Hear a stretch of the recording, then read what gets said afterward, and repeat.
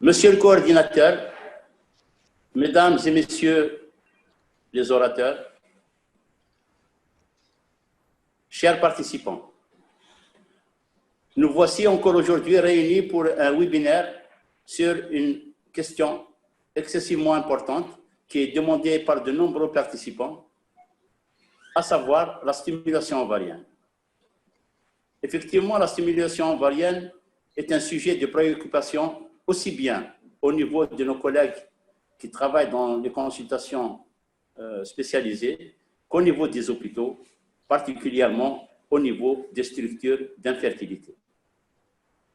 Devant l'importance de la question, nous avons jugé utile aujourd'hui de faire appel à un panel d'experts, un panel de spécialistes en la matière qui vont, pendant 2 heures, débattre devant vous de cette problématique de la stimulation ovarienne actuellement avec ses nouveautés, avec ses problèmes et ses insuffisances. Pour cela, nous avons fait appel au coordinateur, le professeur Mishtah Moukran, qui est le chef de service du CHU Parnay, Nafis Ahmoud, qui est le chef de service de gynécologie obstétrique. Et nous savons qu'au niveau du CHU Parnay, la seule unité de PMA publique se trouve justement dans ces structures et elle est gérée par le professeur Mishtah Moukran. Vous savez, Mishtah Moukran en kabyle veut dire petit, grand, et je suis convaincu qu'il va nous dire aussi bien les petites choses que les grandes choses dans la stimulation ovarienne. Nous avons aussi avec nous le professeur Afri Yamina, qui est chef de service au niveau du CHU Ibn Moussous, qui est très au fait de tout ce qui est problématique de la prise en charge de l'infertilité. Et en troisième lieu, nous avons fait appel au docteur Aimer, qui est responsable de l'unité infertilité au niveau du CHU Blida, service de gynécologie obstétrique, qui vont nous présenter chacun de son côté la problématique de stimulation. Et la coordination va être assurée par le professeur Mishtah, et auquel je donne la parole pour démarrer ce webinaire. Professeur Mishtah Moukran, à vous la parole. Merci, Monsieur le Président. Chers amis, chers consoeurs, chers confrères, je suis très content aujourd'hui de discuter un sujet qui est très important, qui est l'infertilité. C'est le deuxième webinaire concernant la fertilité. Ça a été discuté déjà il y a 2 jours sur la prise en charge de l'infertilité. Cette fois-ci, on va parler un petit peu sur la stimulation ovarienne, ou bien la stimulation ovarienne contrôlée, que ce soit en cycle FIV-ICSI ou bien en dehors de ce cycle FIV-ICSI.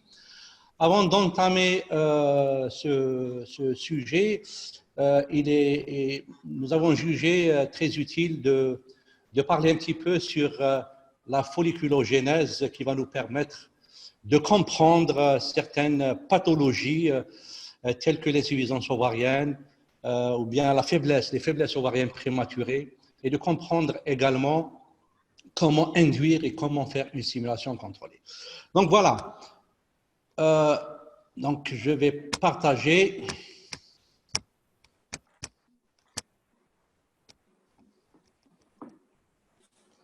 Je ne sais pas si vous avez la communication en plein écran, oui? C'est bon? Oui, c'est bon. OK. Donc, je vais parler de la folliculogénèse. Donc, ce qu'il faut savoir, c'est que durant la vie, que ça commence à partir de la vie intra-utérine, à partir de la 20e semaine de grossesse, il y a déjà 6 millions, environ 6 millions de follicules. Et puis, à la naissance, il va y avoir une régression considérable de ce capital folliculaire. Donc, à la naissance, on aura uniquement 1 million. Et puis, de la naissance à la puberté, il va y avoir également une déperdition importante de ce capital folliculaire. Et on aura à la puberté environ 300 à 450 000 follicules. Et puis, durant la vie génitale, de la puberté à la ménopause, à la ménopause, il ne restera que 1500 follicules. Donc, vous voyez, durant toute la vie, de la vie intra-utérine jusqu'à la ménopause, il y a plus de 99% du capital folliculaire est en déperdition continue. Il n'y aura que moins de 500 follicules qui arriveront véritablement à maturité, qui vont ovuler. Donc voilà un aperçu pour connaître un petit peu la folliculogénèse de la vie intra-utérine jusqu'à la ménopause. Je voudrais parler également comment elle se fait, cette folliculogénèse, en deux phases. La phase initiale, c'est ce qu'on appelle la phase basale, ou bien la croissance basale, qui est indépendante des gonadotrophines FSH-LH, et une seconde phase, qui est la croissance terminale de maturité, qui est FSH dépendante. Donc, le follicule primordial, il est composé d'un ovocyte avec une assise cellulaire aplatie. Cette assise cellulaire aplatie, qui est le futur granulosa, va s'hypertrophier et donneront des cellules cubiques, donnant ainsi le follicule primaire, passage du follicule primaire au follicule primordial au follicule primaire.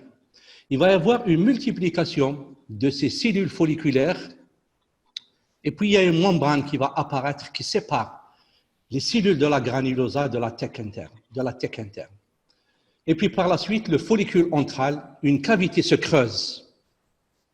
Une cavité se creuse à l'intérieur des cellules de la granulosa, composée d'un liquide qui ressemble au liquide du plasma sanguin. Donc, la première partie jusqu'au follicule secondaire, rien n'est visible sur le plan exploration clinique. Exploration paraclinique telle que l'échographie. C'est à partir de ce follicule antral qu'on peut faire une étude analytique de la réserve ovarienne. Donc, les follicules primordiaux, on ne peut pas les voir, ils sont de l'ordre de 0,03 mm. Quand on arrive au follicule antral, qui est de 2 à 9 mm, on peut le voir, et ça va nous permettre, à travers ce follicule antral, de faire le comptage folliculaire qui nous donnera une idée indirecte sur le capital folliculaire ou bien la réserve ovarienne. Durant cette folliculogénèse de la vie intra-utérine jusqu'à la ménopause, la folliculogénèse, elle a plus de 175 jours.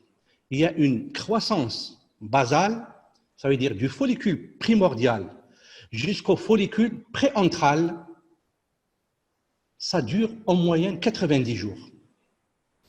Puis du follicule préantral au follicule antral, ça dure encore 65 jours. Cette phase de croissance basale, elle est indépendante des gonadotrophies. Elle évolue grâce à un véritable dialogue qui existe entre les cellules folliculaires et l'ovocyte. À partir du follicule antral, il va y avoir une croissance qui est gonadotrophine dépendant, c'est ce qu'on appelle la croissance terminale, où il y a acquisition d'un matériel enzymatique nécessaire pour aboutir à une ovulation 15 jours plus tard. Donc voilà comment elle se déroule. Donc le passage d'un follicule primordial de 0,03 mm à un follicule de 20 mm préovulatoire, ça prend 5 mois et demi. Donc, sur le plan clinique, cette folliculogénèse qui nous intéresse, la première partie, qui est la croissance basale, qu'on ne voit pas, qu'on ne peut pas regarder ni explorer, ce qui est important, c'est de faire le compte folliculaire à partir des follicules antraux qui mesurent 2 à 9 mm, qui vont nous donner un aperçu sur la réserve ovarienne. La croissance folliculaire, elle évolue en deux phases. La première, c'est ce qu'on appelle la croissance basale, ou bien le recrutement initial, indépendant des gonadotrophies. Il est effectué grâce à un mécanisme ou à un dialogue existant entre les cellules folliculaires et l'ovocyte. Comment ça se passe? Il y a des médiateurs, essentiellement, il y a des médiateurs, c'est des facteurs et des facteurs de croissance Le médiateur le plus important, c'est le BMP15 et le GDF9 et le KL. Ce sont des médiateurs qui sont responsables de la croissance des cellules de la granulosa. Comment ça se passe?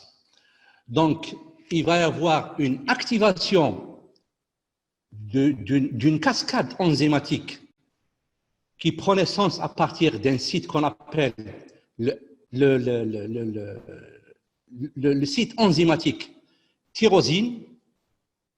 Et puis, il va y avoir ouverture de cette chaîne enzymatique qui va aboutir à la fin à une multiplication de cellules folliculaires, et cela par le biais d'une phosphorylation de l'inosite.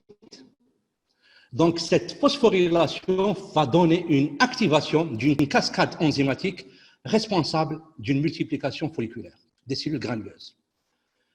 Parallèlement, cet effet de croissance est contrebalancé par un autre facteur qui est l'AMP, qui est l'AMH, pardon.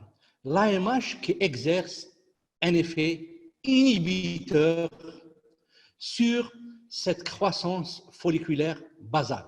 De ce fait, il va y avoir un équilibre pour qu'il n'y ait pas une croissance importante qui va aboutir à la fin à une faillite du capital folliculaire. Autrement dit, si on fait une inactivation de ce médiateur AMH, on aura en peu de temps, on aboutira à une insuffisance ovarienne prématurée. Donc, d'où ce facteur qu'on dose également pour avoir une idée sur la réserve ovarienne, parce que ce facteur AMH est sécrété par les cellules de la granulosa des follicules préentraux et entraux. Donc, voilà le mécanisme physiologique de la croissance folliculaire en basale. Par la suite, il va y avoir passage d'un follicule antral qui va évoluer vers un follicule mature qui aboutira à une ovulation. Et ceci grâce à l'action de la FSH qui va agir en synergie d'action avec les facteurs de croissance pour aboutir à une ovulation. Donc voilà les deux mécanismes ou bien les deux phases de la croissance folliculaire qui débutent à partir d'un follicule primordial pour arriver à une ovulation, et cela prend un peu plus de 175 jours. Maintenant, ce qui nous intéresse beaucoup plus, ce qu'on peut, depuis plusieurs années, on connaissait déjà ce mécanisme de contrôle vertical de l'axe hypothalamo-hypophyso-gonadique. Donc, il va y avoir de la GnRH qui va stimuler l'hypophyse, qui va libérer la FSH-LH, qui vont contrôler, qui vont agir sur l'ovaire, qui sécrétera par la suite les estrogènes par les cellules de la granulosa et par la suite de la progestérone par le corps jaune, préalablement les androgènes au niveau de la thèque interne. Ce contrôle, il se fait sous l'effet des pulses de GnRH. Les pulses de GnRH qui existent en début de phase folliculaire, aux alentours de 90, chaque 90 minutes, il y a pulse de GnRH. Au milieu de phase folliculaire, ça devient plus intense chaque 60 minutes. Et puis par la suite, en phase lutéale, grâce à la progestérone qui va exercer un effet inhibiteur sur l'hypothalamo-hypophyse, une réduction de pulse qui va devenir par la suite chaque 4 heures. Donc voilà le mécanisme, ça c'est un contrôle vertical de la croissance folliculaire FSH dépendante. Mais ce n'est pas uniquement ce contrôle vertical, il existe également un contrôle en circuit. Avant la puberté, le neurone à GnRH, il est bloqué par un système GABA, donc qui exerce un effet inhibiteur sur le neurone à GnRH. Au-delà de la puberté, après la puberté et pendant la vie génitale, il va y avoir levée de cette inhibition et introduction d'un autre système, levée d'inhibition GABA et va être remplacé par un autre système qui est le système kisspeptine qui exerce un effet activateur sur le neurone à GnRH. Il existe également un autre contrôle, insuline, ghrelin et leptine. L'insuline et la leptine qui est une hormone de satiété qui se trouve au niveau du tissu adipeux, ont un effet activateur sur l'axe hypothalamo-hypophysaire avec sécrétion de GnRH.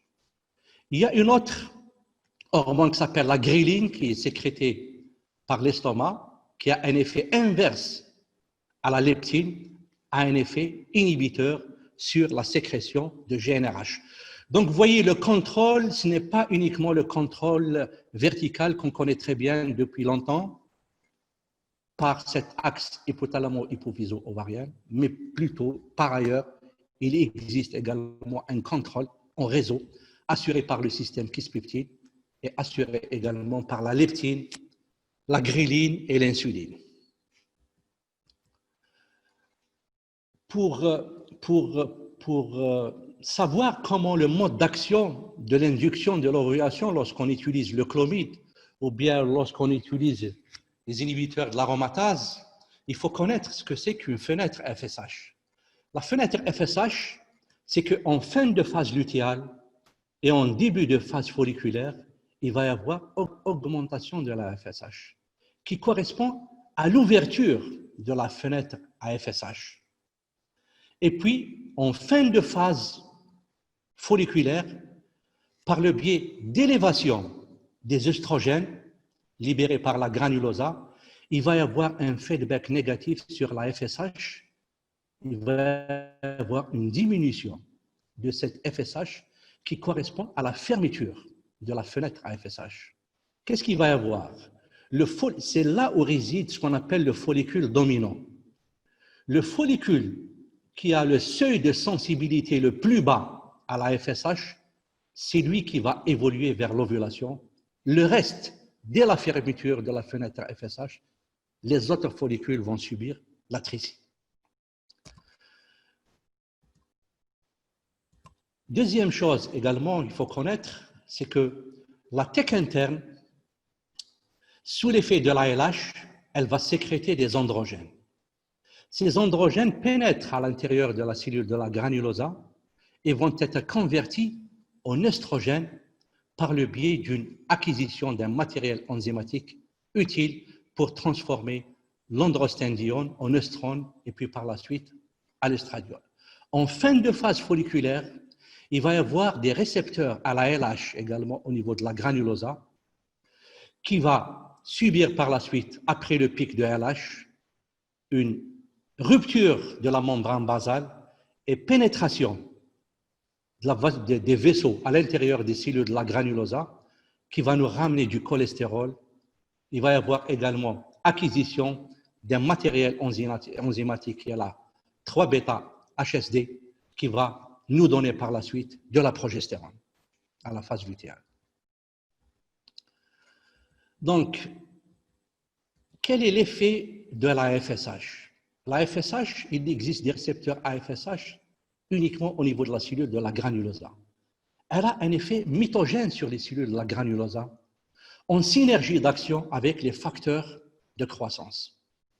Induit la synthèse de l'aromatase qui va nous transformer l'androstendione qui provient de la TEC interne, va le transformer en œstrogène. Et cet œstrogène, lorsqu'il augmente, il va exercer un feedback négatif sur la FSH et un feedback positif sur la LH, d'où un pic de LH qui va être responsable de l'ovulation. Induit également la synthèse des récepteurs à la LH en fin de phase folliculaire qui est nécessaire pour produire de la progestérone après acquisition de la 3-bêta-HSD. L'effet de la LH, c'est des récepteurs qui existent au niveau de la TEC interne et qui produisent des androgènes. Il y a également des récepteurs sur les cellules de la granulosa qui vont apparaître en fin de phase folliculaire, qui va être responsable, le pic de LH va donner une ovulation. Et puis par la suite, la LH également va être responsable de la synthèse de la progestérone après effraction de la membrane basale, pénétration des vaisseaux, ramener du cholestérol qui va nous donner par la suite la progestérone après acquisition d'un matériel enzymatique 3β-HSD. Quel est le fait du pic de la LH? Le pic de la LH est responsable d'une reprise de la méiose ovocytaire. Vous savez très bien que l'ovocyte, il est bloqué de la vie intra-utérine jusqu'à la puberté, est bloqué en prophase endoméiose. Dès qu'il y a un pic de LH, il va y avoir activation de cette première division méiotique pour donner un ovocyte qui va être avec expulsion d'un globule polaire, et cet ovocyte va être encore bloqué en métaphase, qui va par la suite parachever sa division cellulaire en donnant le deuxième globule polaire après la fécondation. Donc, longue date d'arrêt de cette méiose, et puis une reprise à la puberté grâce au pic de LH, et puis par la suite à la fécondation, il va y avoir continuité de cette division méiotique. Deuxième chose, le pic de LH, il survient 10 à 12 heures. Plutôt, l'ovulation, elle survient 10 à 12 heures après le pic de LH. Et ce pic de LH est obtenu 24 heures. C'est pour ça qu'on dit 24 plus 12, ça fait 36. Donc, on fait l'insémination 36 heures après. Formation du corps jaune. Les cellules de la granulosa vont être équipées d'un matériel enzymatique qui va synthétiser par la suite la progestérone. Voilà la LH, ce qu'elle peut faire. Donc, nous allons parler de la FSH puis de la LH.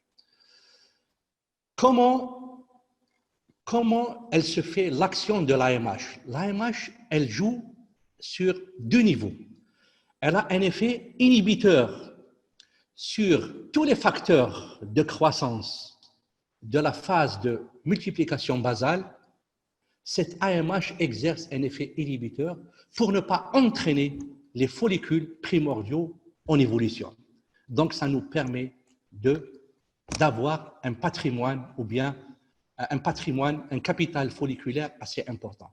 Lorsqu'une AMH qui est diminuée, lorsqu'on la désactive au laboratoire expérimentalement, il va y avoir une entrée de tout le pool folliculaire pour subir par la suite l'atrésie. Donc, ça conduira à une ménopause par la suite.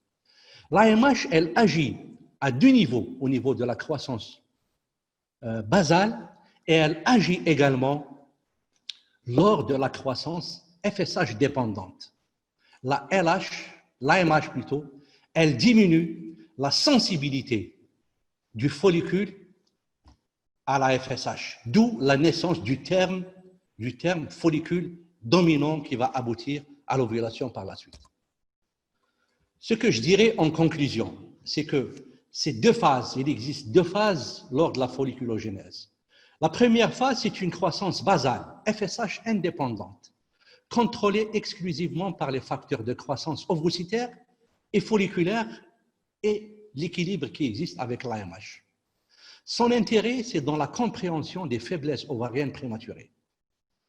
Également une compréhension dans la PCO, dans les dystrophies ovariennes. Donc les PCO. La seconde phase est FSH dépendante, agissant sur des follicules de 2 mm, ça veut dire sur des follicules en trop, en phase de maturation terminale, en synergie d'action avec les facteurs de coagulation, des facteurs de croissance. Donc il y a l'AFSH également, en présence des facteurs de croissance, va agir sur la deuxième phase de croissance de maturité pour donner des récepteurs à l'ALH, acquisition d'enzymes, et puis par la suite libération d'œstrogènes, donner un pic de LH, et puis par la suite ovulation. Son intérêt dans la compréhension de la stimulation ovarienne contrôlée. Pour cela, il faut bien connaître ce que c'est que la théorie bicellulaire, ce que c'est que la fenêtre à FSH pour mieux comprendre l'action du clobide et du fémara, et également des gonadotrophiles lors de la stimulation en FIV. Merci de votre attention.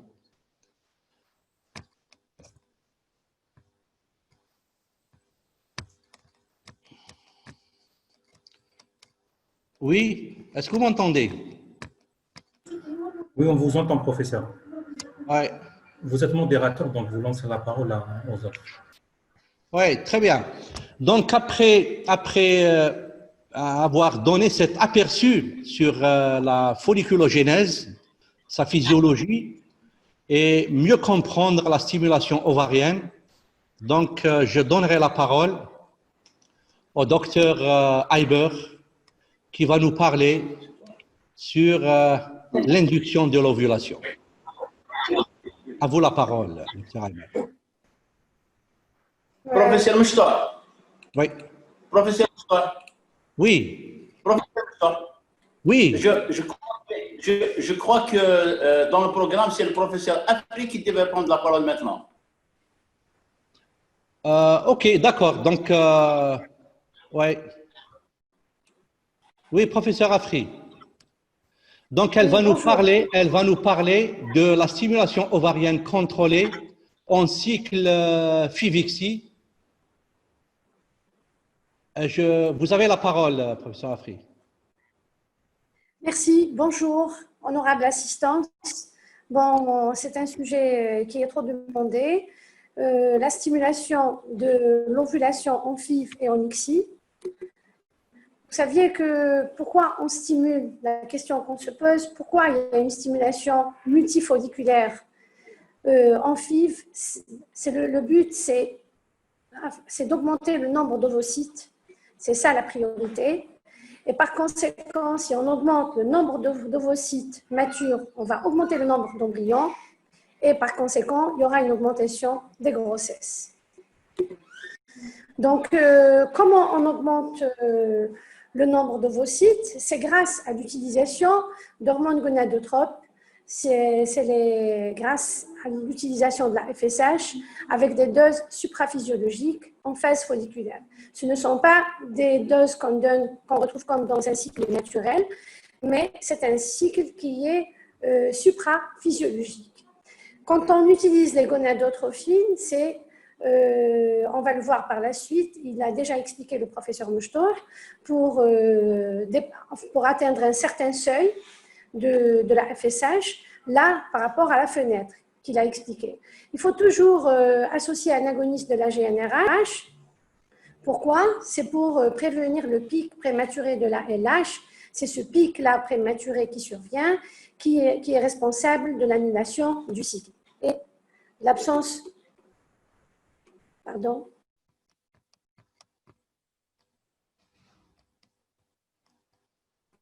Vous m'entendez? Il faut activer la caméra, Afri. GnRH, vous me... Je sais pas, vous voyez? La caméra, elle est activée. Elle est activée. Elle est activée. Elle est activée. Je poursuis? Oui, oui. Oui, pour les agonistes de la GnRH, ce sont ces molécules-là qui ont révolutionné la PMA. Pourquoi? Parce qu'ils ont une action, ils bloquent la sécrétion de FSH et de LH, et quand même, ils ont une durée de vie qui est plus longue par rapport à la GnRH native.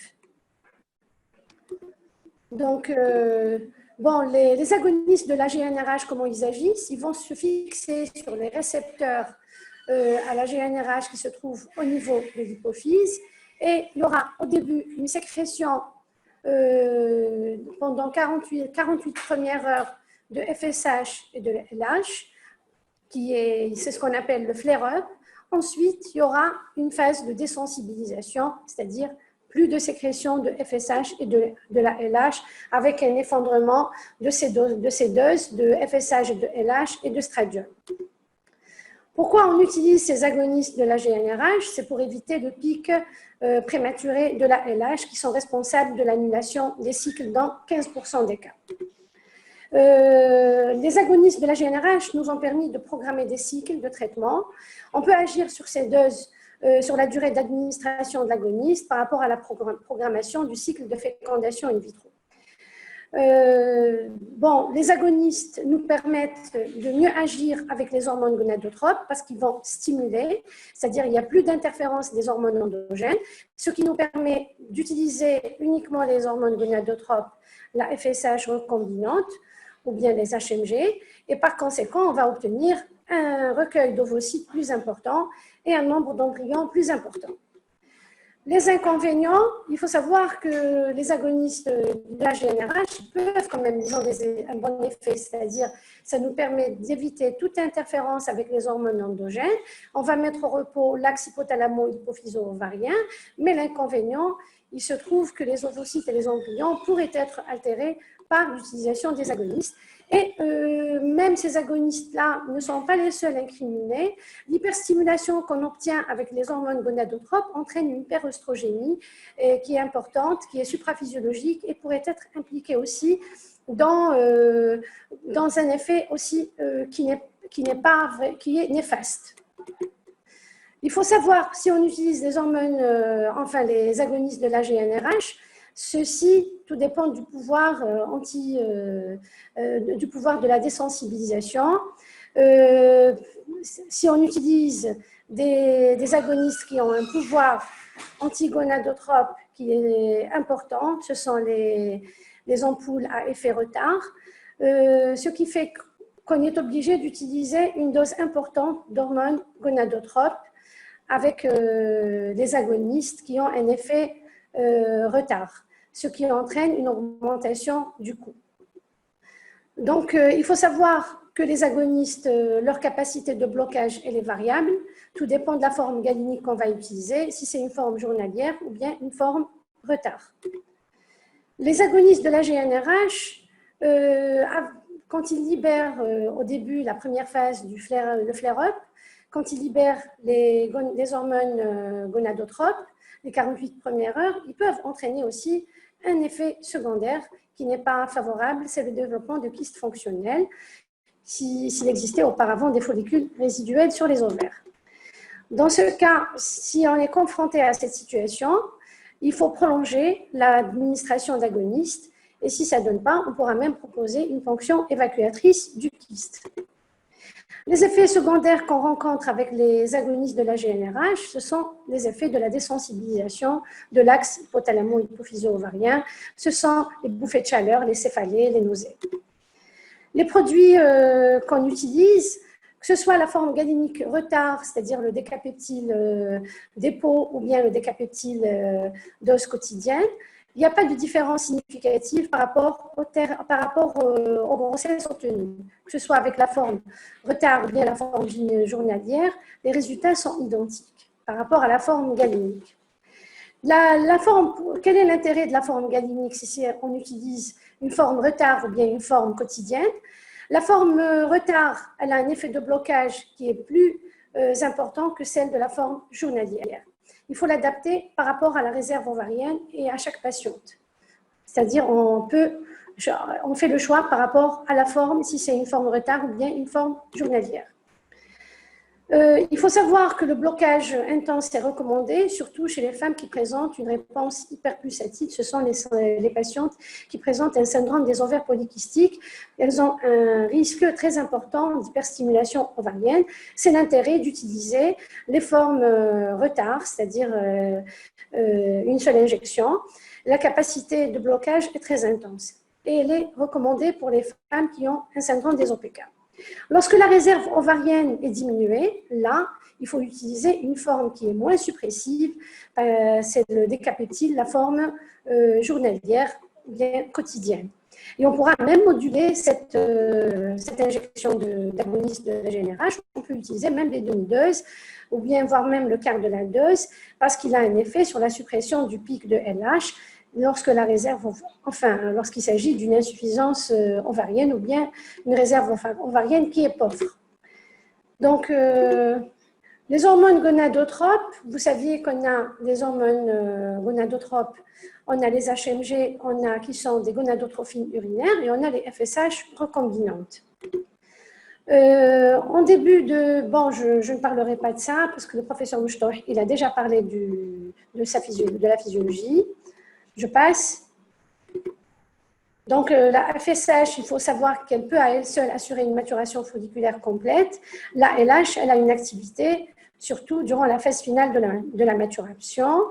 Quand on l'apporte en fin de phase folliculaire, avec la FSH, elle aura un effet bénéfique sur la qualité ovocytaire.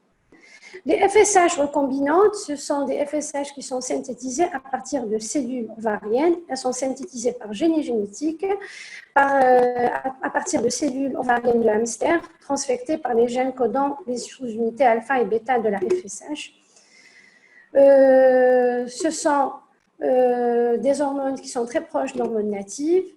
Il n'y a pas d'effet secondaire de réaction immunitaire. Leur efficacité biologique, elle est constante. Parmi les FSH recombinantes, on a le gonal et le purégan. Bon, là, c'est un tableau, c'est la fenêtre de FSH et de recrutement folliculaire. Je ne vais pas en parler, le professeur Mouchtor en a déjà parlé. Il faut savoir que cette fenêtre, elle est importante, elle permet le maintien d'un taux élevé de FSH en deuxième phase folliculaire. Il permet de sauver les follicules de l'atrésie. Les protocoles qu'on utilise en FIV. On a plusieurs protocoles. Le protocole lent ou bien protocole agoniste, c'est le plus employé dans le monde. Il permet un recueil d'ovocytes très important et un taux de grossesse supérieur par rapport aux autres protocoles. Je précise, je ne parle pas ici des antagonistes, mais je parle de protocoles agonistes courts et des protocoles sans agonistes.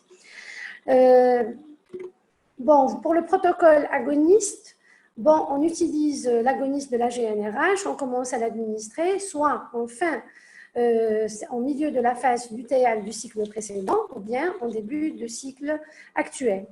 Donc, on va faire les injections quotidiennes d'agonistes de la GnRH, et ces injections, on les fait quotidiennement jusqu'à ce qu'on obtienne une désensibilisation de l'axe hypothalamo-hypophysaire qu'on doit vérifier par une échographie, l'absence de follicules qui dépassent 10 mm et par un dosage hormonal. Il faut que le stradiol, c'est-à-dire on va vérifier la puissance de l'axe des ovaires, c'est-à-dire le stradiolémie doit être inférieur à 50 picogrammes par millilitre et la progestérone, elle doit être inférieure à 1 nanogramme. Avec, conjointement, on doit faire en même temps une échographie pour nous assurer qu'il n'existe pas de follicules plus supérieurs ou égales à 10 mm. Ensuite, on commence notre stimulation. Une fois qu'on a obtenu cette désensibilisation hypophysaire, on commence notre stimulation par les gonadotrophines. Le choix de la posologie des gonadotrophines, tout dépend de la réserve ovarienne, tout dépend des patientes. Tout dépend de quelle la posologie, elle est variable. Par la suite, on fait au fur et à mesure des contrôles. Au 6e jour de stimulation, on doit faire un contrôle éco-hormonal et à chaque fois, tous les 2-3 jours, on fait un contrôle éco-hormonal jusqu'à ce qu'on obtienne toutes les conditions de déclenchement de l'ovulation. C'est-à-dire, les follicules doivent dépasser les 17 mm avec un taux de stradiolémie qui est correspondant au nombre de follicules matures.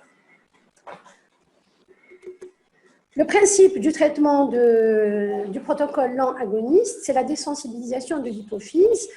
Comme je l'ai dit, on peut commencer soit le premier ou le deuxième jour du cycle par l'instaurer, ou bien on peut commencer au milieu de la phase du cycle précédent. Le but, pourquoi on fait cette désensibilisation de l'hypophyse? Parce que ça va nous permettre d'agir avec les hormones exogènes. Il n'y aura plus d'interférence des hormones endogènes.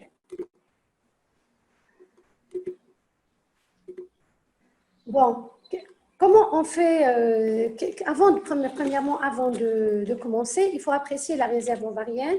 Je voulais préciser, pour la posologie, pour les protocoles, le choix du protocole, on a un élément important, c'est la réserve ovarienne. Et c'est quoi la réserve ovarienne? Elle dépend de plusieurs éléments. On a l'âge de la patiente, plus l'âge avance, plus les risques les chances de grossesse sont faibles. Il faut savoir qu'à partir de l'âge de 37 ans, il y a une baisse de la courbe, c'est-à-dire la fertilité, elle diminue, la réserve ovarienne diminue à partir de l'âge de 37 ans. Les dosages hormonaux, autrefois, qu'on pratiquait le dosage de la FSH, de la LH et de l'œstradiol pour apprécier la réserve ovarienne, actuellement, ne sont plus recommandés. Actuellement, on recommande l'utilisation de dosage de l'AMH, l'hormone antimullérienne, et échographiquement, le compte des follicules en trop. Ce sont les recommandations actuelles. Les dosages hormonaux autrefois qu'on faisait ne sont plus recommandés actuellement. Les dernières recommandations d'Eschereux, c'est l'AMH, le compte des follicules en trop, et les antécédents par rapport aux résultats d'une précédente FIV, si elle a été déjà faite auparavant.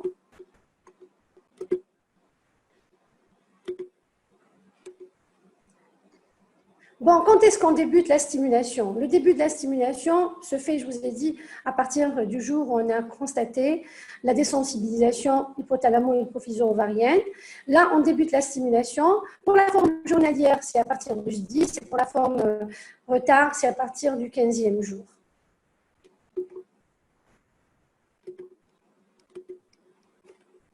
Bon, avant, on utilisait la programmation du cycle, c'est-à-dire avant de commencer notre cycle de stimulation, c'est-à-dire avant d'utiliser même les agonistes de la GnRH, on pouvait programmer le cycle par un progestatif ou un œstroprogestatif parce que ça a été constaté que ça diminuait l'incidence des kystes fonctionnels.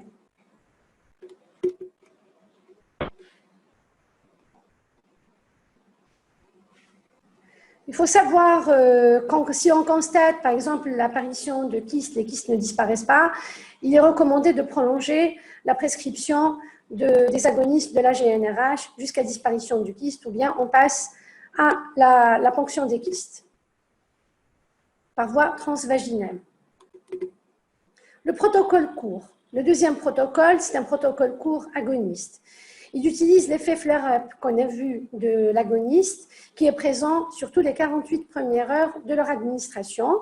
Ça va entraîner, durant les 40 premières heures, la libération de FSH et de la LH.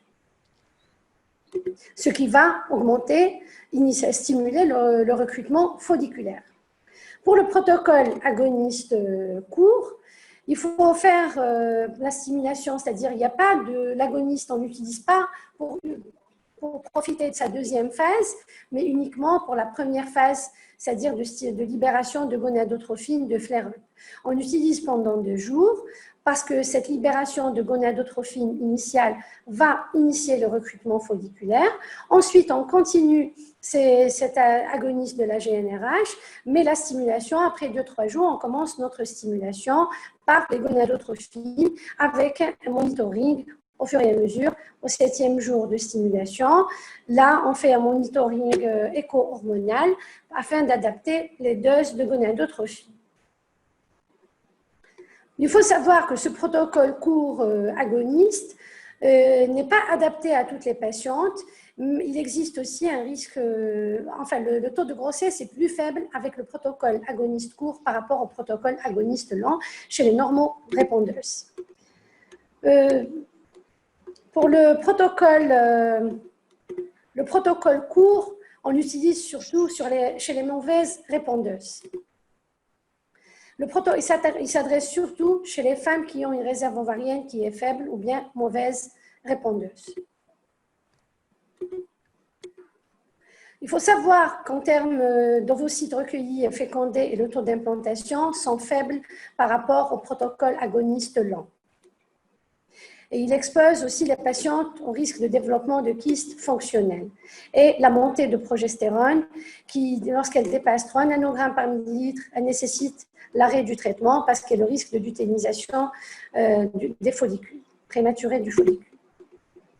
Et le protocole court, c'est un protocole qui est déconseillé pour les femmes qui ont un syndrome d'ovaire polykystique parce qu'il expose un risque d'hyperstimulation, parce qu'il ne bloque pas l'axe hypothalamo-hypophysaire. Au contraire, se surajoute la stimulation en début, c'est-à-dire la stimulation de l'effet flare-up. Bon, pour les patientes normorépondeuses, le taux de grossesse est plus important pour le protocole agoniste lent.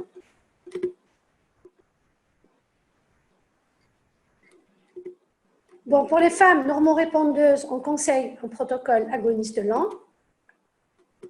Pour les patientes mauvaises répondeuses avec réserve ovarienne diminuée, là, on utilisera un protocole agoniste court. Et on va voir plus tard, on pourra même utiliser le protocole antagoniste. Et on utilise les agonistes de la GNRH qui ont une faible capacité de blocage, c'est-à-dire on évite les formes retard, mais on préfère, c'est-à-dire on opte pour les doses journalières. Pour les patientes à risque élevé d'hyperstimulation, ce sont les patientes qui présentent un syndrome des ovaires polykystiques. Là, on conseille l'utilisation d'un protocole agoniste lent avec ou sans blocage préalable de la fonction ovarienne par un œstroprogestatif.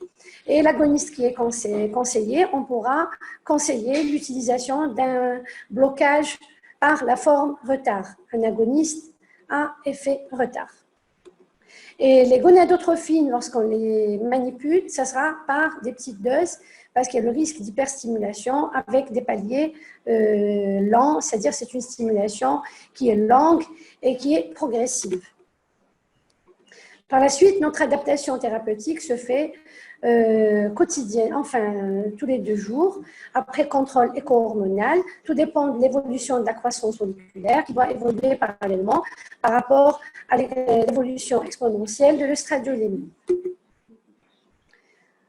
Il faut savoir qu'un follicule, il croît environ de 10 à 20 mm en l'espace de 5 à 7 jours et la montée de l'estradiol est exponentielle. La sécrétion de stradiolémie par follicule est d'environ 250 à 300 picogrammes par millilitre.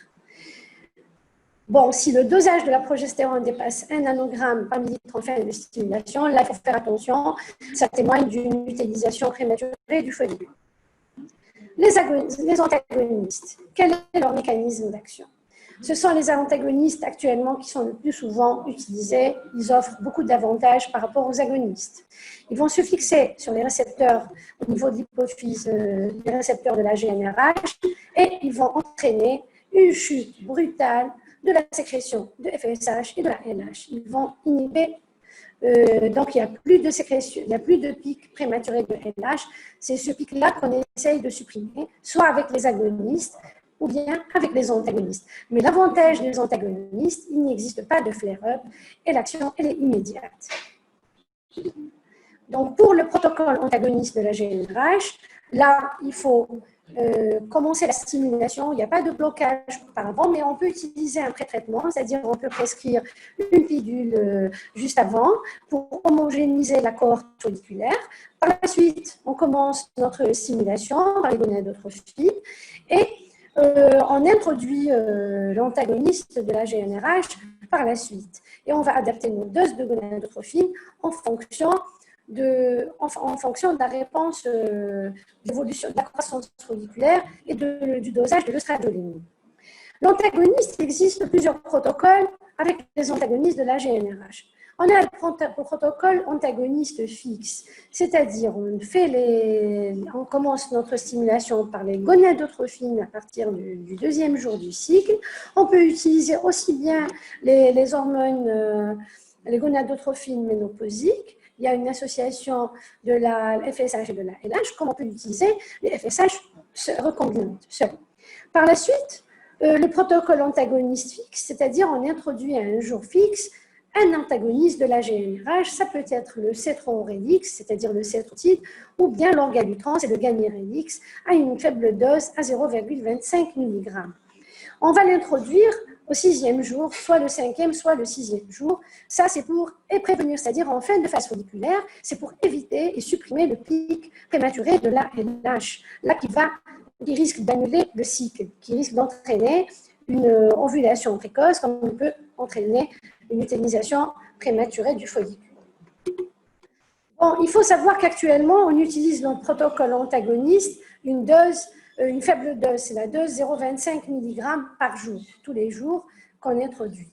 Mais il faut savoir qu'auparavant, il existait la dose retard à 3 mg qui n'est plus commercialisée actuellement.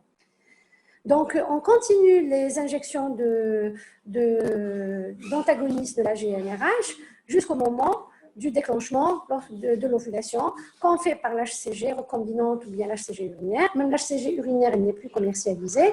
On a les HCG recombinantes, l'Ovitrel. Actuellement, quand on a les conditions d'ovulation, les critères de déclenchement sont réunis, là, on procède à l'injection d'HCG pour provoquer l'ovulation. Là, c'est le protocole antagoniste à dose fixe. Le deuxième protocole, c'est le protocole antagoniste flexible. Pourquoi il est flexible? Le principe est un petit peu différent, mais c'est toujours la même chose. On commence par les gonadotrophines, la stimulation par les gonadotrophines. Ensuite, on commence à introduire l'antagoniste de la GnRH. Lorsqu'on constate à l'échographie l'apparition d'un follicule à 14 mm, on a peur qu'il y ait un pic prématuré de la LH qui risque d'annuler le cycle. Là, on commence à administrer le cétrotide ou bien l'orgadutran à 0,25, je précise, à 3 mg, il n'existe plus actuellement. Et par la suite, on continue ces injections jusqu'à l'obtention des critères de déclenchement. Lorsqu'ils sont réunis, là, on déclenche par l'injection d'HCG. Donc, les antagonistes, c'est quoi leur bénéfice? Ils entraînent une baisse rapide de la LH et il n'y a pas d'effet flare-up et il n'y a pas d'effet indésirable comme avec les agonistes de la GnRH.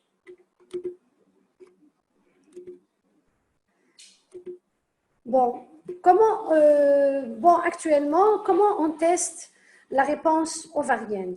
Je vous ai dit qu'actuellement, les recommandations, ce n'est plus le dosage de la FSH et LH estradiol qui nous renseigne sur la probabilité, sur la réponse ovarienne qu'on attend. C'est le camp des follicules en trop ou bien l'hormone antimullérienne. La MAID stimulation, actuellement, c'est de plus en plus utilisé. C'est un protocole de stimulation qui utilise les antagonistes de la GnRH, mais le principe de la MAID stimulation, c'est l'administration de faibles doses de gonadotrophine, 150 unités de FSH en continu. Ensuite, on administre un antagoniste de la GnRH à dose fixe, à une date fixe. Il a été constaté que le recueil d'ovocytes se fait, le nombre il est faible, mais les ovocytes sont de meilleure qualité, avec un taux de grossesse qui est bon, avec un endomètre qui a les caractéristiques qui sont proches d'un cycle naturel, et il n'existe pas de risque d'hyperstimulation avec les antagonistes de la GnRH quand on utilise le protocole MAID stimulation. Donc, la MAID stimulation, elle a un intérêt surtout chez les femmes qui ont un syndrome des ovaires polykystiques et aussi chez les femmes qui sont faiblement répondeuses. Le syndrome des ovaires polykystiques, c'est pour éviter le syndrome d'hyperstimulation parce qu'on manipule les antagonistes et les gonadotrophines avec de faibles doses. Et deuxième chose, pour les femmes qui ont une faible réponse, c'est-à-dire les mauvaises répondeuses, on préfère la MAID stimulation parce qu'il n'y a pas d'interférence très importante sur la qualité de l'endomètre. Et l'endomètre, il est plus proche du cycle naturel. Donc, il a été prouvé que l'utilisation d'une dose élevée de gonadotrophine n'améliore pas nécessairement le résultat final de la fécondation in vitro, c'est-à-dire la grossesse. La stimulation ovarienne légère, c'est ça la MAID stimulation, c'est le principe d'obtenir des embryons et des ovocytes et des embryons top, de bonne qualité, avec une réceptivité sur l'endomètre qui sera meilleure par rapport au protocole qui utilise des doses supraphysiologiques de gonadotrophine avec une hyperoestradiolémie très importante. Les protocoles de stimulation légère, il y a moins d'effets secondaires par rapport au protocole conventionnel, quand je dis conventionnel, c'est-à-dire le protocole agoniste lent. Donc, en plus, c'est une procédure qui est mieux tolérée et moins chère sur le plan financier. Bon, une autre question se pose, est-ce qu'il faut traiter les patientes avant de procéder à une stimulation ovarienne? Actuellement, il faut savoir que ce n'est plus recommandé ça n'a pas été prouvé que ça améliore l'efficacité et la sécurité quand on utilise préalablement une pilule œstroprogestative avant de commencer notre cycle de stimulation. Le traitement adjuvant. Les traitements qu'on utilise en plus de pour améliorer la stimulation ovarienne chez les mauvaises répondeuses. Et il y a une étude de Zinc qui a été réalisée, qui a été publiée en 2020. Chez les mauvaises répondeuses, il a constaté que la DHEA, quand elle est prescrite 3 mois auparavant comme traitement adjuvant, ainsi que l'hormone de croissance, ont amélioré les résultats en termes de grossesse. Et la dose de gonadotrophine qui a été utilisée était faible. Bon, pour la mild stimulation, ça a été constaté aussi, c'est récemment, lors d'une méta-analyse qui a été faite par Mashwari. Il a constaté qu'avec la mild stimulation chez les mauvaises répondeuses, il y avait moins d'ovocytes, mais les embryons étaient meilleurs, ou bien, voire même similaires par rapport au protocole là où on utilisait les fortes doses de gonadotrophine. La mild stimulation, on utilise de faibles doses de gonadotrophine. La duostimulation, c'est quoi la duostimulation? La duostimulation, c'est une double stimulation qui se fait dans le même cycle menstruel. C'est-à-dire, on commence une stimulation en phase folliculaire, ensuite une stimulation en phase lutéale du même cycle ovarien. On fait 2 prélèvements ovocytaires dans les plus brefs délais. Ça nous permet de recueillir le maximum d'ovocytes et elle est utilisée surtout chez les femmes qui ont une réserve ovarienne faible. Là, ça a été la première étude qui a été faite, c'est l'étude de Shanghai. Là, il a combiné, c'est la double stimulation qui a été rapportée par Kyung, c'est le protocole Shanghai. Qu'est-ce qu'il a fait? Il a utilisé le citrate de clomifène, le létrozole, en association les deux, le létrozole pendant 4 jours, et il a utilisé par la suite la stimulation avec les gonadotrophines, les HMG monoposiques. La posologie variait de 150 à 225. Il a déclenché la maturation finale des ovocytes a été induite avec le décapeptile. Il a fait des ponctions à la fin de la phase folliculaire.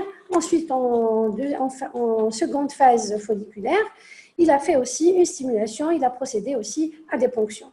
Il a constaté que ça augmentait de 40 à 70% les chances d'obtenir au moins un blastocyste euploïde en un seul cycle ovarien chez les mauvaises répondeuses. Ça a un intérêt, c'est-à-dire ça augmente les chances de grossesse chez ces femmes-là qui ont une réserve ovarienne très forte. Ce protocole-là a été utilisé par d'autres, où il se propose actuellement d'utiliser de fortes doses de FSH à 300 unités, avec de la associé à la LH à 75 unités, avec un protocole antagoniste et faire une double stimulation en phase folliculaire et en phase lutéale.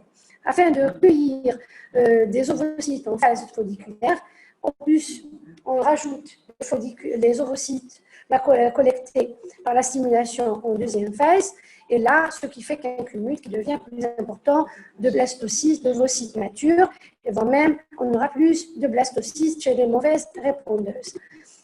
Ils ont comparé le protocole de stimulation légère et conventionnelle dans un protocole de duostime. Protocole léger, c'est-à-dire avec les inhibiteurs d'aromatase plus le citrate de chlomide avec les HMG et le déclenchement avec les agonistes. Et le protocole, ils ont utilisé les gonadotrophines à forte dose. Ils ont constaté qu'il y avait une augmentation du nombre de follicules d'ovocytes matures et par conséquent, il y aura un nombre de blastocystes plus important. Mais jusqu'à ce jour, il faut des études plus randomisées, multicentriques, afin de valider la duostimulation chez les patientes mauvaises répondeuses.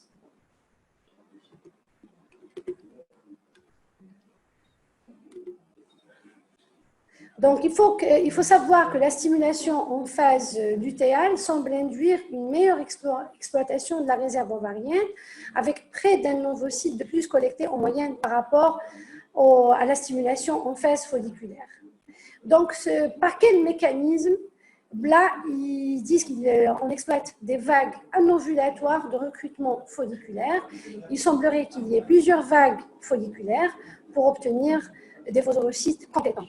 Mais jusqu'à présent, cette pratique, elle est en opposition avec le comportement physiologique ovarien, mais apparemment, elle peut être très réussie, parce que comme on a vu la physiologie, il a expliqué le professeur Mouchtor, le cycle ovarien, c'est-à-dire il y a des vagues folliculaires, c'est-à-dire en première phase folliculaire, ensuite en phase lutéale. Là, on a du mal à l'expliquer. Donc, pour la stimulation pour la FIV, on peut utiliser le protocole agoniste lent.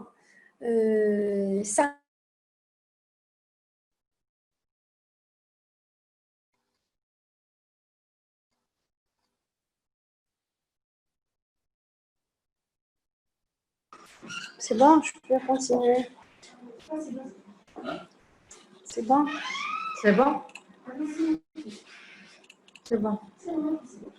Le protocole court, on a recours à l'effet fleur-up en début d'administration, c'est-à-dire les 48 premières heures, et on l'utilise chez les mauvaises répondeuses. Et on a le protocole par agoniste, avec le blocage avec les antagonistes de la GnRH, qu'on peut utiliser en cas chez les mauvaises répondeuses. On peut l'utiliser surtout en cas de syndrome, en cas de syndrome d'OPK. Ça ne marche pas. J'arrive pas à défiler. Oui. Donc, quelle est la procédure? Quelle est notre stratégie de stimulation? Chez les mauvaises répondeuses, c'est les protocoles courts agonistes ou bien antagonistes. Chez les normaux-répondeuses, on peut utiliser le protocole agoniste lent comme on peut utiliser le protocole antagoniste. Et chez les hyperrépondeuses, c'est le cas des OPK, on utilise le protocole agoniste lent et on peut procéder à un double blocage, c'est-à-dire on utilise une contraception œstroprogestative avant d'utiliser l'agoniste lent, ou bien on peut utiliser le protocole antagoniste et essentiellement la mild stimulation. Je vous remercie. Merci.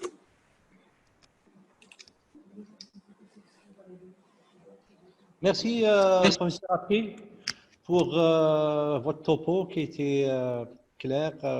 Vous avez abordé ce sujet avec les différents protocoles et dans des situations différentes. Quand est-ce qu'on utilise le protocole agoniste, long court, protocole antagoniste? Donc, je passe maintenant la parole au docteur Heimer qui va nous parler de la stimulation ovarienne en dehors du cycle FIVIXI. À vous la parole. Merci, bonjour chers participants. Je commencerai par saluer professeur Oukid, professeur Mouchtor.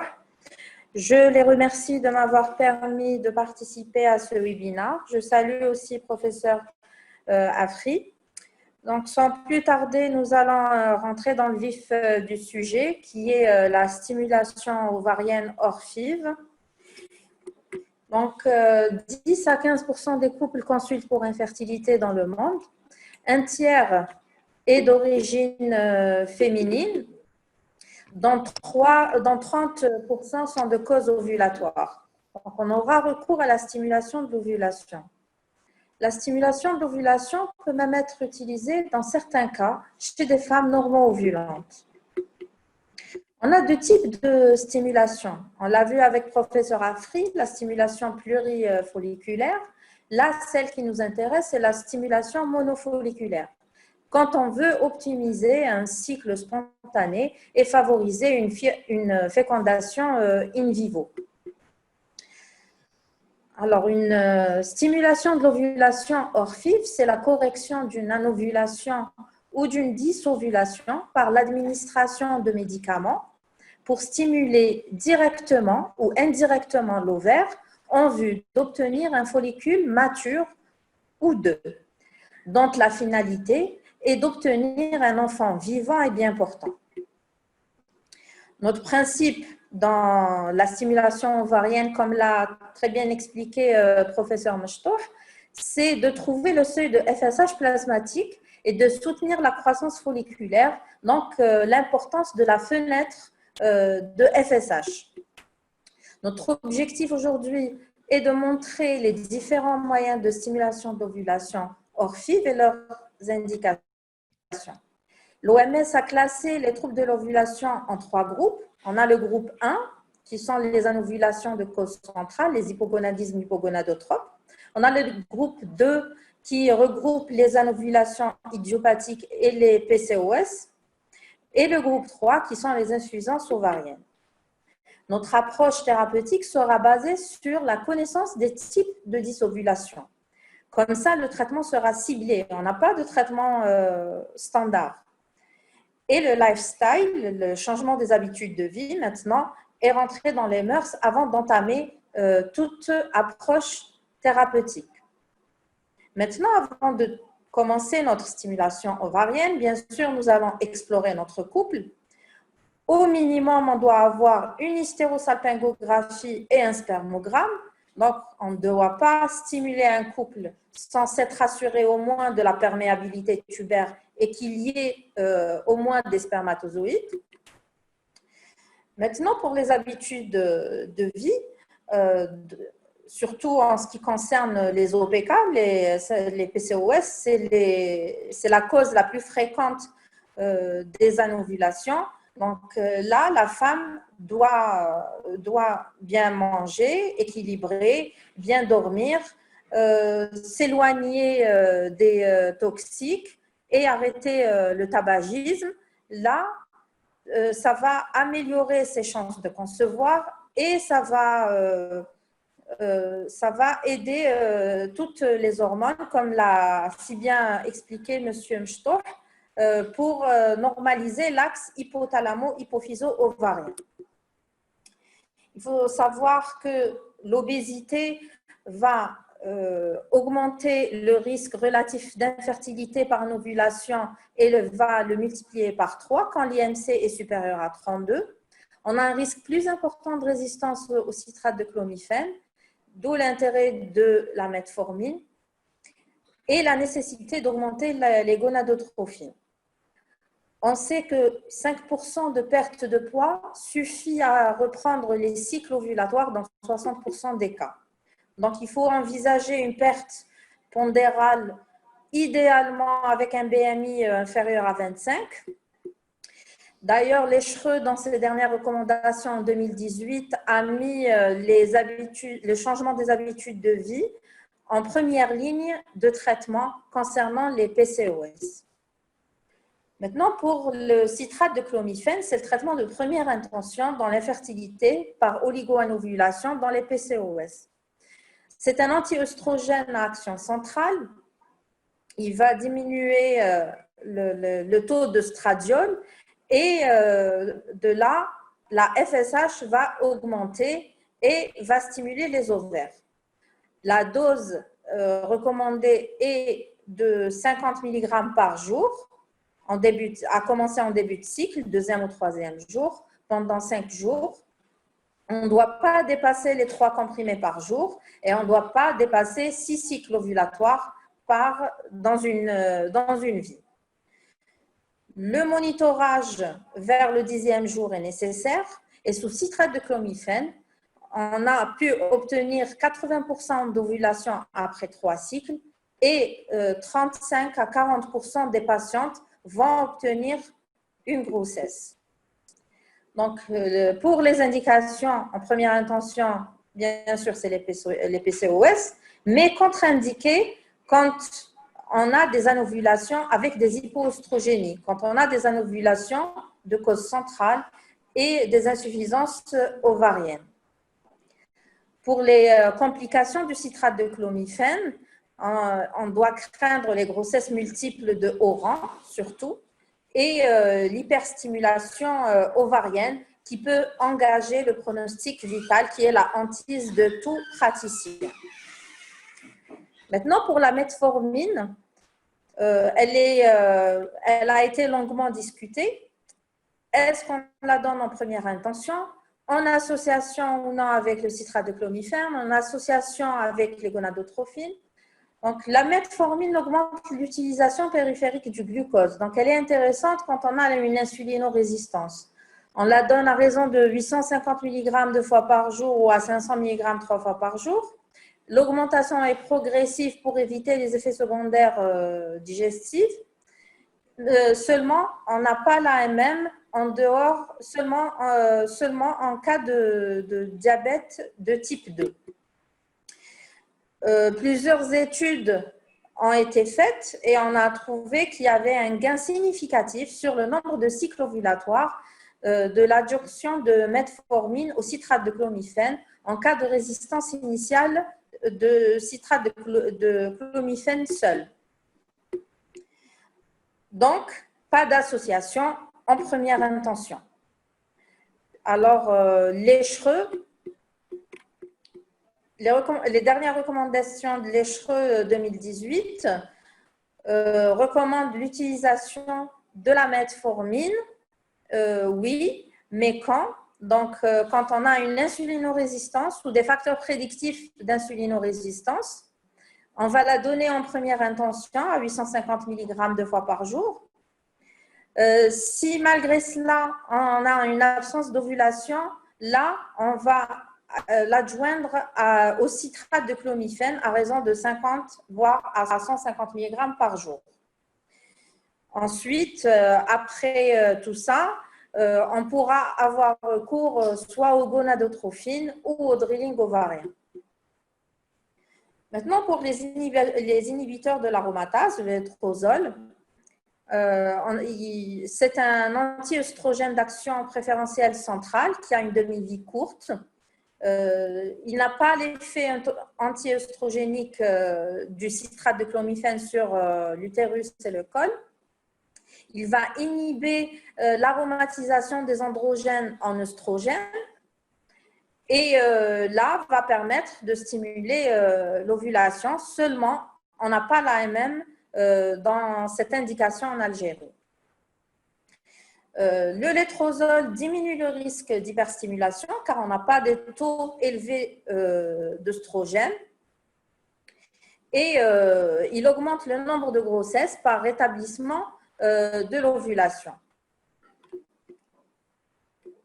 Donc, plusieurs études ont été faites pour le letrozole. En 2014, une étude a montré une augmentation des cycles ovulatoires et des taux de naissance vivante sous letrozole par rapport au citrate de clomifène. L'ESHRE, en 2018, recommande son utilisation en première ligne en cas de PCOS. Pour récapituler, en cas de PCOS, en premier, on doit modifier les habitudes de vie. On peut donner du citrate, on va donner du citrate de clomifène en première intention, voire du citrate de clomifène et metformine.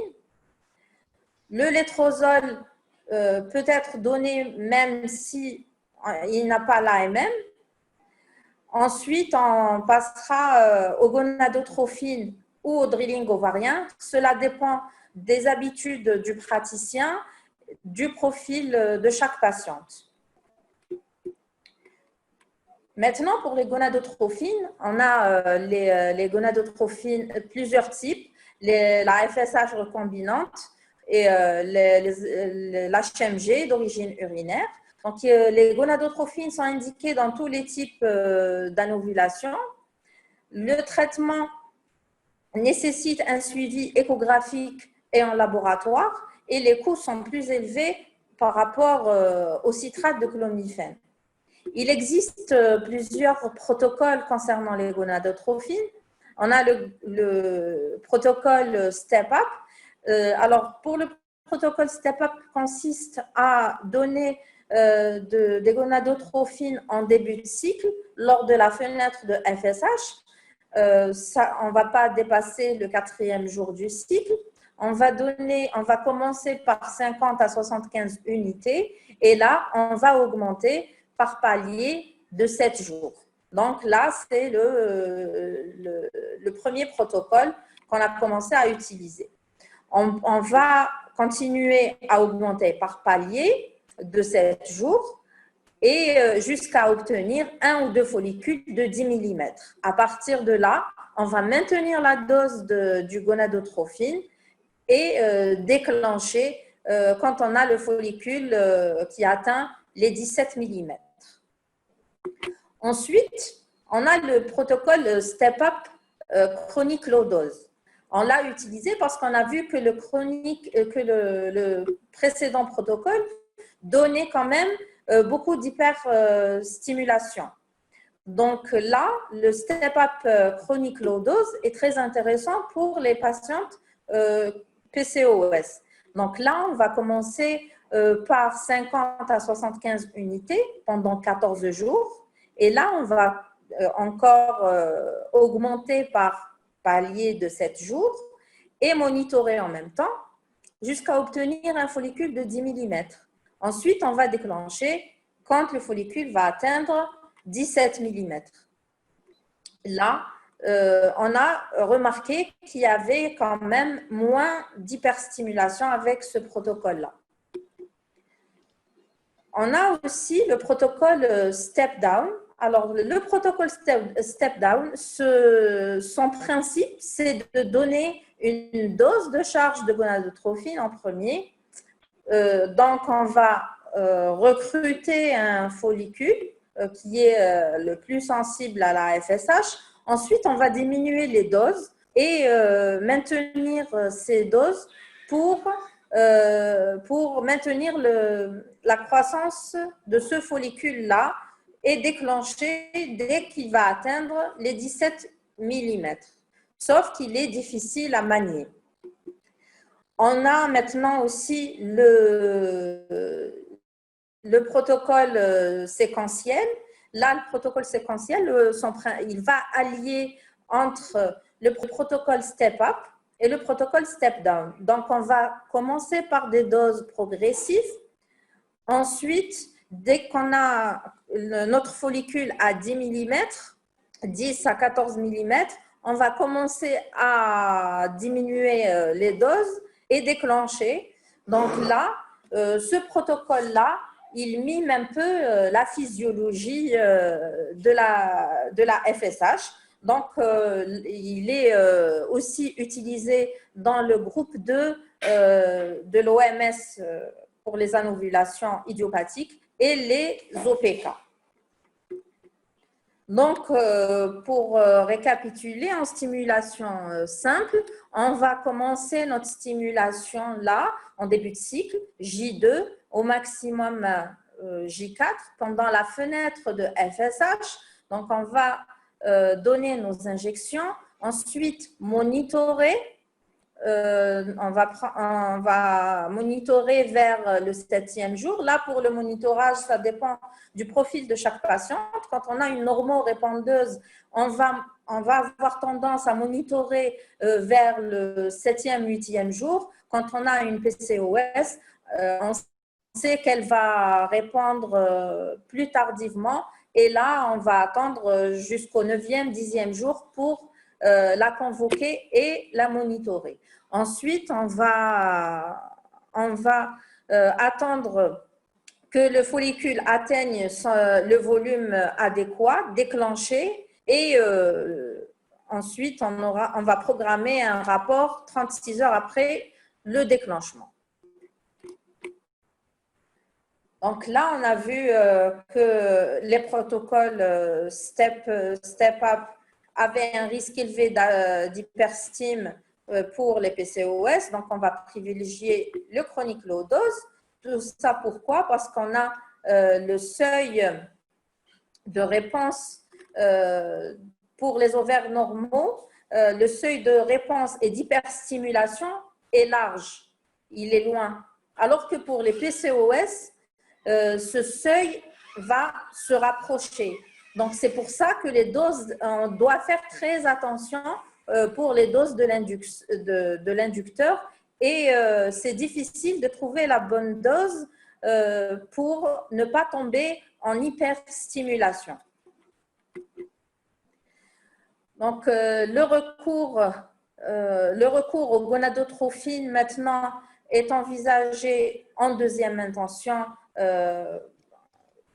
pour les OPK, d'après l'ECHRE 2018. Maintenant, on va passer au groupe 1 des anovulations de l'OMS, c'est les hypogonadismes hypogonadotropes. Donc là, on va utiliser la pompe à GnRH. Donc là, les indications, c'est les aménorrhées hypogonadotropes primaires, les aménorrhées psychogènes secondaires, les spanioménorrhées hypothalamiques. Donc, le mode de prescription, c'est une pompe soit sous-cutanée. Elle va faire des pulses, les pulses chaque 90 minutes. Professeur Mchtoh l'a précédemment expliqué. C'est pour se rapprocher le plus de la physiologie. Donc, on peut utiliser cette pompe par voie IV. Elle est plus efficace et plus économique. Donc, avec changement de cathéter chaque 8 à 10 jours. Et seulement, il faut soutenir la phase lutéale. Ces avantages, c'est que le développement est souvent monofolliculaire. Donc, c'est une très bonne indication en hors FIV, ce n'est pas une technique de PMA. Il y a moins de grossesses multiples, moins d'hyperstimulation ovarienne et on va maintenir le système de rétrocontrôle endogène. Si cette pompe est indisponible, là, on va utiliser les gonadotrophines. Seulement, pour les hypogonadismes hypogonadotropes, on ne va pas utiliser les FSH recombinantes ou les FSH seuls. Donc, l'HMG est une bonne indication pour ces cas-là, car elles contiennent de la LH. Elles ont besoin de la LH pour être stimulées. Et les doses seront bien sûr calculées, choisies selon le profil des patientes et leur âge et leur réserve ovarienne. Maintenant, les méthodes... pardon. Tu peux m'enlever ça?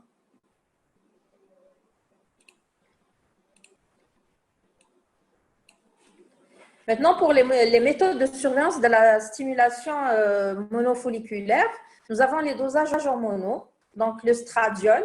On sait qu'un follicule mature va sécréter autour de 150, voire jusqu'à 300 picogrammes. Donc, on va utiliser le stradiol pour surveiller et ne pas tomber en hyperstimulation. La LH, on va la demander pour éviter le pic d'ovulation prématuré. Et aussi, on va monitorer par l'échographie endovaginale pour suivre la taille et l'évolution des follicules. Donc, les follicules vont se maturer environ vers 17 mm. Et il faut savoir qu'en cas de stimulation par citrate de clomiphène et létrozole, on peut aller jusqu'à 20 mm. On va aussi voir l'épaississement et la transformation de notre endomètre qui doit suivre la croissance folliculaire et on doit dépister les complications, l'hyperstimulation ou bien les échecs comme l'atrésie folliculaire. Maintenant, on va parler de l'insémination artificielle. Pour ces indications, on a des indications masculines, c'est les indications masculines légères quand on a un TMS supérieur à 1 million. L'éjaculation rétrograde est une bonne indication. Quand on a une glaire cervicale hostile pour les infertilités féminines, des anomalies cervicales aussi, et les échecs répétés à la stimulation simple Et aussi, pour le couple, on peut utiliser les inséminations artificielles en cas d'infertilité inexpliquée. Où et comment, idéalement, dans un centre de PMA, mais on peut l'utiliser en médecine de ville. Seulement, la préparation du sperme est nécessaire. Et l'insémination artificielle requiert une disponibilité de la part du praticien, du médecin et aussi du biologiste, 7 jours sur 7, car là, on peut inséminer même un jour de week-end ou un jour férié. Pour les protocoles en insémination artificielle, on utilise les gonadotrophines. Tout dépend du profil de la patiente, de 50 à 75 unités. On va monitorer LH, estradiol, échographie. On va déclencher, donc, quand on va atteindre un ou deux follicules à 17 mm et inséminer 36 heures après. Voilà un schéma qui va illustrer tout ça. Donc, on commence l'insémination en début de cycle avec nos injections. Tout dépend du profil de la femme. On va la monitorer vers le 6e, voire jusqu'au 8e jour. On va déclencher, inséminer 36 heures après. C'est ce jour-là qu'on va recueillir le sperme, on va le préparer et l'inséminer. Et on doit soutenir notre phase lutéale. Maintenant, pour les traitements associés. Les estrogènes pour améliorer l'endomètre ont été longtemps prescrits. Seulement, ils ne sont pas nécessaires. Car on estime quand on a une bonne ovulation, quand on a un bon follicule, il va sécréter la quantité suffisante d'œstrogène. Donc, pas la peine d'adjoindre des médicaments en plus. Pour le soutien de la phase lutéale, elle n'est pas systématique. La stimulation, seulement on la donne en cas de stimulation de gonadotrophine. On n'a pas de bénéfice si on a une stimulation par le citrate de clomifène, sauf dans quelques cas. Quand on a un corps jaune déficient, une progestéronémie inférieure à 10 à J22, quand on a une phase lutéale courte dans un cycle stimulé précédent, quand on a, et là, on peut la discuter si l'âge de la femme est supérieur à 38 ans. Maintenant, pour l'inositol, l'ESHRE recommande, l'ESHRE en 2018 recommande son utilisation, mais l'ESHRE dit que ce n'est pas obligatoire et ce n'est pas nécessaire pour toutes les patientes. Maintenant, pour les critères d'annulation, il faut savoir s'arrêter. Dans quelques cas, quand on a plus de 3 follicules supérieurs à 14 mm, là, on risque d'avoir des grossesses multiples de haut rang. Un taux d'œstradiol aussi supérieur à 300. Donc, on doit annuler le cycle, expliquer à la dame, au couple, et refaire un cycle ultérieur avec moins de doses ou même en changeant carrément de protocole. Car là, le risque est grand de grossesse multiple, oui, mais aussi d'hyperstimulation qui peut engager le pronostic vital. Les complications, j'en parle encore, parce que c'est la hantise de tout praticien. Là, c'est l'hyperstimulation avec ses différents stades de sévérité et les grossesses multiples de haut rang. En conclusion, je pourrais dire qu'il faut toujours faire un bilan complet avant toute stimulation, pas de traitement à l'aveugle, repérer l'étiologie pour choisir le bon protocole, pas de traitement standard, penser à la balance bénéfice-risque. Le monitorage est très important. Avoir un sens critique, se remettre en question, se remettre en cause après chaque stimulation. Changer les doses ou changer carrément de protocole. Je vous remercie. Merci, docteur Heimer, pour votre communication exhaustive. Vous avez abordé le traitement de la désovulation en utilisant les différents protocoles. Donc, ça a été clair pour nous et j'espère que c'est clair également pour les participants. Donc, on entame maintenant, on va regarder un petit peu les questions qui ont été posées. La première question, c'est pour professeur Afri. Ils nous disent comment calculer l'âge gestationnel lorsque la patiente est suivie en cycle FIV-ICSI. Bon, pour calculer l'âge gestationnel, il faut voir quand est-ce qu'ils ont fait le transfert, se renseigner. Quand est-ce qu'ils ont fait le transfert embryonnaire. Très bien. Il y a le protocole de stimulation. Il y a toujours le centre de FIV qui va communiquer, c'est-à-dire aux gynécologues qui sont au niveau des hôpitaux. Il y a un protocole, le protocole de stimulation qui a été utilisé.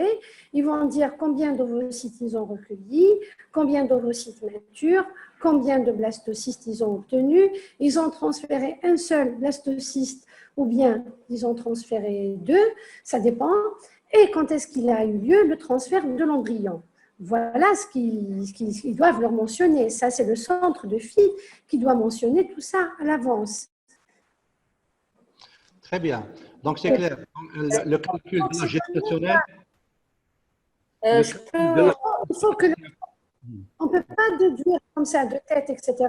C'est des documents, c'est un document légal que le centre de PMA devrait remettre à la patiente quand elle se présente, c'est-à-dire il y a un bêta-HCG qui revient positif, c'est-à-dire quand est-ce qu'ils ont fait le transfert de l'embryon.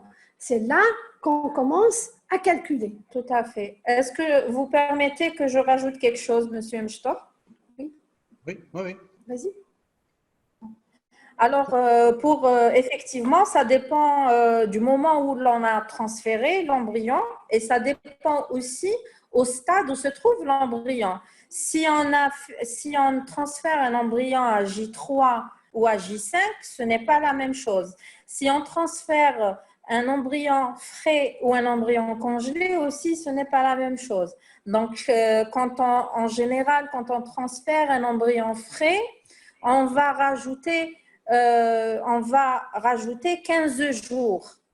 15 jours. Et donc, on aura le nombre de semaines. Tandis que si on transfère un embryon congelé, là, on va rajouter 3 semaines. 3 semaines pour avoir l'âge gestationnel. Bien sûr, il y a la petite différence entre transférer un blastocyste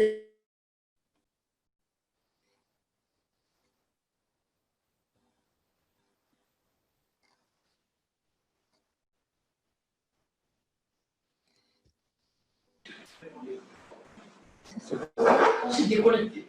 C'est déconnecté. C'est bon, vous entendez. Je passe à la deuxième question. Une deuxième question. Quelle est Ça dépend.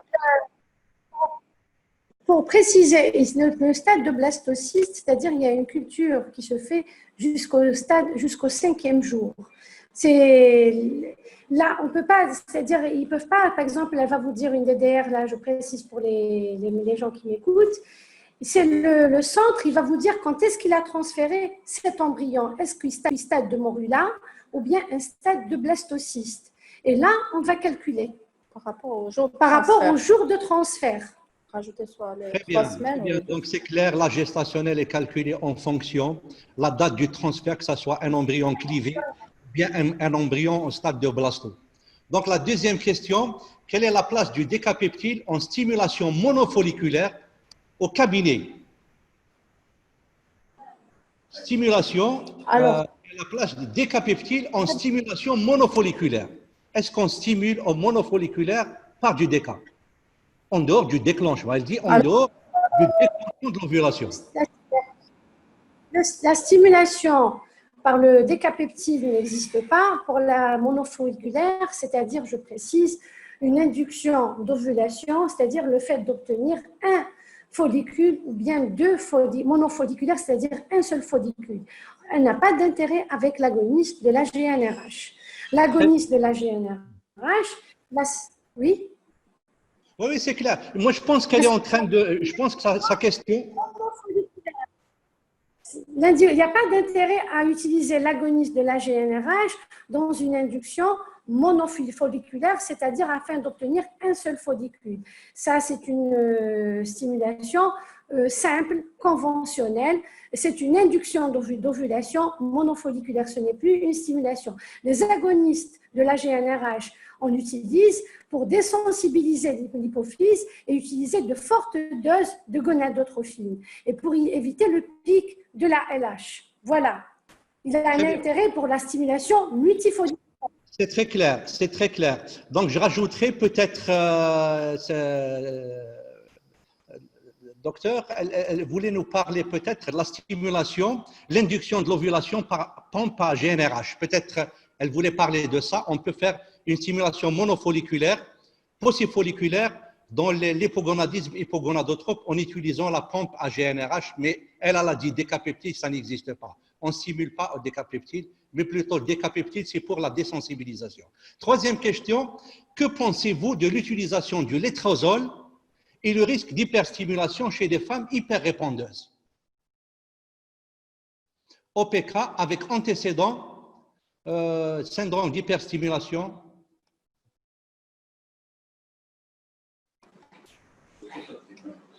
Oui, je ne sais pas si vous avez entendu la question. Oui. Je répète. Non, on n'a pas entendu. Oui. Que pensez-vous de l'utilisation du létrozole et le risque d'hyperstimulation chez une femme qui a déjà répondu exclusivement au citrate de clomifène? Alors, le létrozole, on l'utilise en cas d'échec au citrate de clomifène. Donc, chez des femmes, en général, qui ont un BMI supérieur à 30, donc c'est celles qui sont résistantes au citrate de clomifène. C'est une bonne indication ici. Et bon, on va l'utiliser à raison de 2,5 jusqu'à 7,5 mg en début de cycle.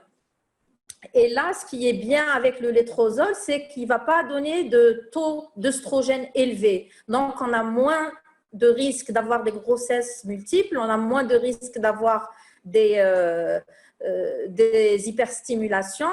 Et on a remarqué aussi qu'on avait plus de cycles ovulatoires et un meilleur taux de grossesse. Seulement, on n'a pas l'AMM en Algérie, mais bon, vous savez qu'on utilise beaucoup de médicaments hors AMM et il y a plusieurs sociétés savantes quand même qui ont recommandé son utilisation maintenant en première ligne. Donc, on peut commencer à l'utiliser. Très bien. Et en plus, je rajouterai également que le létrozole, à l'inverse du citrate de clomifène, il a également un effet bénéfique sur l'endomètre. On n'a pas les effets anti-oestrogènes du clomide. Donc voilà, c'est un autre avantage de l'utilisation du létrozole. Une autre question, devant une stimulation, devant 3 ou 4 follicules mûrs, est-ce qu'on déclenche à l'HCG? En stipulation. La question, devant 3 ou 4 follicules matures, est-ce qu'on déclenche à l'HCG? En FIV, vous voulez dire? Non, apparemment, c'est pas en FIV là. Elle veut. On n'a pas le droit de déclencher en cas c'est évident. Mais là, c'est pour l'induction. On ne déclenche pas hors FIV. Si on dépasse les 3 follicules, on n'a pas le droit de déclencher parce qu'on sera en hyperstimulation et le risque de grossesse multiple. On n'a pas le droit de déclencher dans le cas hors FIV, quand bien on sûr. A plus de 3 follicules. Absolument. Très bien. C'est clair. Oui. Monsieur Moussa, aussi, quand on a 3 ou 4 follicules, c'est vrai qu'on n'a pas le droit de déclencher en hors-FIV. Seulement si on avait l'accès aux dosages hormonaux et si on trouve avec 4 follicules un estradiol à 200 par exemple ou à 150, là on peut prendre le risque de déclencher parce que là on sait que ce n'est pas tous ces follicules qui sont sécrétants. À ce moment-là, on peut déclencher même avec 4 follicules, à mon sens. Donc là, je ne sais pas en pratique chez vous si vous êtes d'accord ou pas. En pratique, En tout cas, ce qui est bien connu, il faut accorder énormément d'importance à l'échographie, au nombre de follicules plutôt que le dosage hormonal. Ça, c'est bien connu en stimulation en cycle FIV-ICSI. Et ça doit être pareil quand on a 3 ou 4 follicules en induction de l'ovulation. Il est souhaitable de ne pas déclencher à l'HCG parce qu'il y a un risque quand même d'hyperstimulation et de grossesse multiple. Maintenant, une dernière question.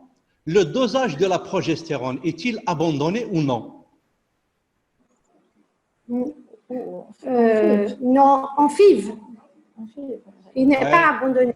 Au contraire, il faut le faire pour s'assurer qu'il n'y a pas de lutéinisation prématurée du follicule, parce que s'il y a une élévation du dosage de la progestérone, il y a comme je l'ai dit, il y a un risque de lutéinisation. Il n'est pas abandonné. Absolument, bien sûr. Il faut toujours, en cycle FIV-ICSI, il faut toujours faire les dosages hormonaux, œstrogènes et progestérone. Et quand il y a une progestérone qui est élevée en FIV-ICSI, c'est sûr qu'il faut faire des transferts différés. Donc, il faut vitrifier les embryons. Et en induction de l'ovulation, une progestérone qui est élevée, ça veut dire qu'il y a une ovulation prématurée, donc il faut annuler le... Donc, c'est voué à l'échec. C'est voué à l'échec. Donc, voilà pour les questions. Vous avez répondu à toutes les questions. Je vous remercie. Donc, pour faire le bilan de ce qui a été dit, donc, il est important de connaître la physiologie de la folliculogénèse parce que c'est à partir de la connaissance de cette physiologie qu'on comprendra clairement les faiblesses ovariennes prématurées, les PCOS, et on comprendra également comment on fait une stimulation ovarienne, que ce soit en FIV ou bien hors FIV. Deuxième chose, l'induction de l'ovulation, c'est très important. Vous avez bien abordé le sujet, vous avez parlé de l'utilisation des inducteurs de l'ovulation allant du plus 5 citrate de chlomifal, l'étrozole, aux l'utilisation des gonadotrophies selon différents protocoles, un protocole conventionnel ou bien un protocole, le chronique low dose, ou bien le step-up chronique low dose, ou bien le step-down low dose. Donc, leur intérêt dans les désovulations en utilisant par séquence bien organisée et la nécessité d'utiliser cette induction de l'ovulation sur un spermogramme qui doit être normal et des trompes qui sont perméables. Et concernant la stimulation en cycle FIV-ICSI, le professeur Afri nous a parlé des différents protocoles, comment conduire ces protocoles, que ce soit des protocoles agonistes ou bien les protocoles antagonistes qui sont utilisés actuellement de plus en plus. Plus de 80% des cycles sont des cycles en protocole antagoniste. Elle nous a également expliqué quand est-ce qu'on utilise le protocole agoniste long, le protocole agoniste court. Elle nous a également parlé sur la myostimulation qui est maintenant la mode parce qu'elle est douce, moins toxique pour l'endomètre et ça donne des ovocytes de bonne qualité et des embryons par conséquent de bonne qualité. Merci beaucoup pour vos topos qui étaient excellents et j'espère que les participants ont bien bénéficié de cet échange concernant la stimulation ovarienne en FIV et hors FIV. Je donnerai maintenant la parole au professeur Oukid, que je remercie énormément pour ses efforts qui sont très importants. Il a réalisé quand même plein de webinaires qui étaient très utiles et je le remercie pour son engagement dans la formation médicale continue. Bravo, monsieur Oukid. Merci, monsieur Mchtor. Merci à tous les orateurs. Merci à tous les participants. pour l'excellence de ce webinaire. Je vous donne donc des chiffres, de l'information. Alors, nous avons eu aujourd'hui 3182 participants.